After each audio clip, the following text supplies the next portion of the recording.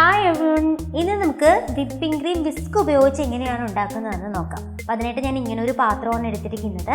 നിങ്ങളുടെ കയ്യിൽ ബൗൾ ഉണ്ടെങ്കിൽ അതെടുത്താൽ മതിയാവും കേട്ടോ. പിന്നെ ഞാൻ ഈ ഒരു വിസ്കാണ് എടുത്തിരിക്കുന്നത്.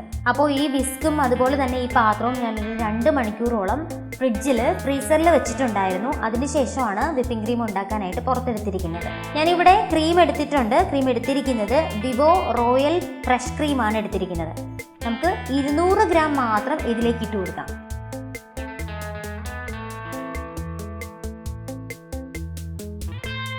അപ്പം ഞാൻ 200 ഗ്രാം ഇട്ടിട്ടുണ്ട്. വളരെ കുറച്ച് മാത്രമേ എടുത്തിട്ടുള്ളൂ. ഈ പാത്രത്തിൻ്റെ ഏകദേശം അടിത്തട്ടിൽ കിടക്കുന്ന ആ ഒരു പോർഷൻ മാത്രമേ ഞാൻ എടുത്തിട്ടുള്ളൂ. ഇനി നമുക്ക് വേണ്ടത് ഇതുപോലൊരു ബേസണിൽ കുറച്ച് ഐസ് ക്യൂബ്സ് ഇതുപോലെ ഇങ്ങനെ വിതറിയതാണ്. എന്തിനാണെന്ന് വെച്ചാൽ നമുക്ക് നമ്മുടെ വിപ്പിംഗ് ക്രീം ഉണ്ടാക്കുന്നത് ഈ പാത്രം ഇതിനുള്ളിലേക്ക് ഇങ്ങനെ ഇറക്കി വയ്ക്കുന്നതിന് വേണ്ടിയിട്ടാണ്.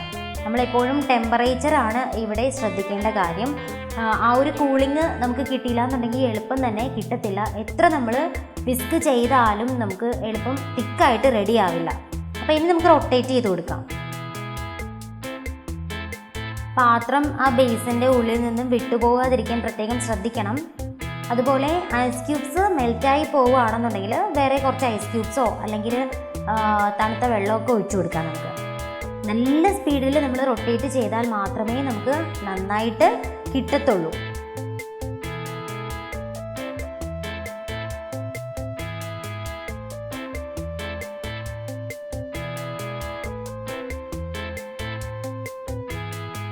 ക്വാണ്ടിറ്റി കുറച്ച് കൂടിയിട്ടുണ്ട്. ഏകദേശം 5 മിനിറ്റോളം കഴിഞ്ഞു. അപ്പോഴാണ് ഇത് ഇത്രയും ക്വാണ്ടിറ്റി കൂടി. അതുപോലെ തന്നെ നമ്മുടെ ക്രീം അങ്ങ് തീരെ ലൂസായിട്ടുണ്ട്. ഓൾറെഡി നമ്മൾ ഫ്രീസറിൽ വെച്ചിരുന്നത് കൊണ്ട് തന്നെ കട്ടയായിട്ടാണ് നമ്മുടെ ക്രീം ഇരുന്നത് അല്ലേ. നമ്മൾ വിസ്ക് ചെയ്യുന്നതിനനുസരിച്ച് അത് ലൂസായിട്ട് മാറി, പക്ഷെ ക്വാണ്ടിറ്റി കൂടി.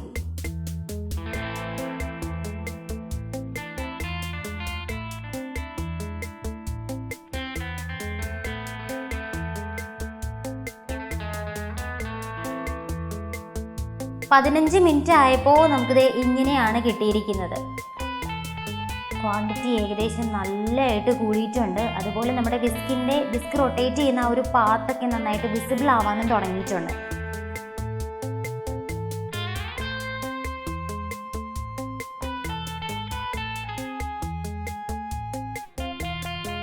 ക്രീം നല്ല കട്ടിയായി വന്നു.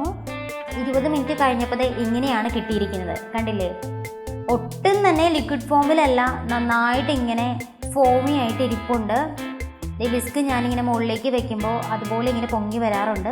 ഇനി നമുക്കിതിലേക്ക് പഞ്ചസാര ഇട്ട് കൊടുക്കാം. പഞ്ചസാരയൊക്കെ നിങ്ങളുടെ ഇഷ്ടത്തിനനുസരിച്ച് ഇടാം. മധുരം കൂടുതൽ ഇഷ്ടമുള്ളവർക്ക് കുറച്ച് കൂടുതൽ ഇടാം, അല്ലാത്തവർക്ക് കുറച്ച് ഇടുകയും ചെയ്യാം.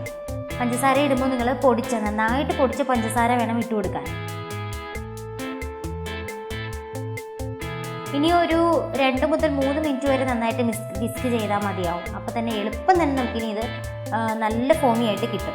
ആ ഒരു പഞ്ചസാര ഞാൻ ആഡ് ചെയ്ത സമയത്ത് ആ ഫോമി സ്ട്രക്ചർ കുറച്ചുകൂടെ ഒന്ന് ലൂസായിട്ടുണ്ട്. പക്ഷേ ഇനിയും നമ്മൾ നന്നായിട്ട് വിസ്ക് ചെയ്യുമ്പോൾ ഇത്രയും ഫോമി ആയിട്ട് കിട്ടും. ഞാൻ എക്സ്ട്രാ ക്രീം ഒന്നും എടുത്തിരുന്നില്ല. കണ്ടില്ലേ, ഇത്രത്തോളം നമുക്ക് കിട്ടിയിട്ടുണ്ട്. നമ്മൾ വെറും 200 ഗ്രാം, അതായത് ആ പാത്രത്തിൻ്റെ അടിത്തട്ടിലുള്ള അത്രയും മാത്രമേ ഇട്ടിരുന്നുള്ളൂ. പക്ഷെ നമുക്ക് പ്രിപ്പയർ ചെയ്ത് കഴിഞ്ഞപ്പോൾ ഒരു പാത്രത്തിൽ നിറയെ കിട്ടിയിട്ടുണ്ട്. അപ്പോൾ ഇത് റെഡി ആയോന്ന് നമുക്ക് കമഴ്ത്തി നോക്കാം. റെഡി ആയിട്ടുണ്ട്. 25 മിനിറ്റ് കൊണ്ടാണ് എനിക്കിവിടെ വിപ്പിംഗ് ക്രീം റെഡി ആയത്. അപ്പോൾ എല്ലാവരും ട്രൈ ചെയ്ത് നോക്കുക. പുതിയൊരു വീഡിയോ ആയിട്ട് നമുക്ക് വീണ്ടും കാണാം. This is Ramya signing off.